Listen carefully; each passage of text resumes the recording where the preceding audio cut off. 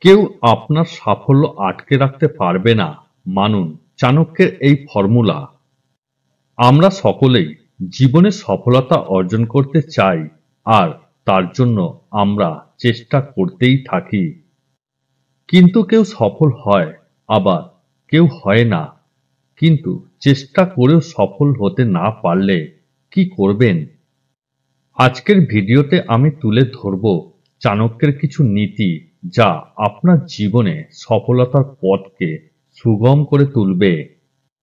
জীবনে সফলতা অর্জনের জন্য আচার্য চাণক্য নানা পরামর্শ দিয়ে গিয়েছেন। তার নীতি সঠিকভাবে মেনে চললে সাফল্যের পথ সুগম হয় এবং যে কোনো কঠিন পরিস্থিতি সহজেই মোকাবিলা করা যায়। তার নীতি মেনে চললে জীবনে সফলতা আসবেই। তাই জেনে নিন চাণক্যের কিছু নীতি।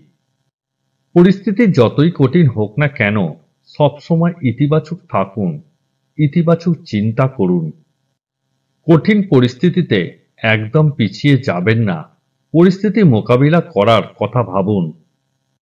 অলসতা ত্যাগ করে কঠোর পরিশ্রম হয়ে উঠুন, তাহলেই পারবেন সফল হতে।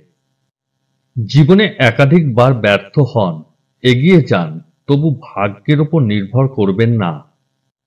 পরিবার, বন্ধু বান্ধব ও আশেপাশের লোকজনের সঙ্গে ভালো সম্পর্ক গড়ে তুলুন।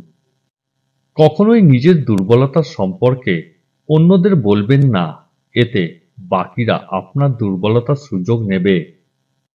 তাড়াতাড়ি সাফল্য পেতে কখনো ভুল পথে হাঁটবেন না।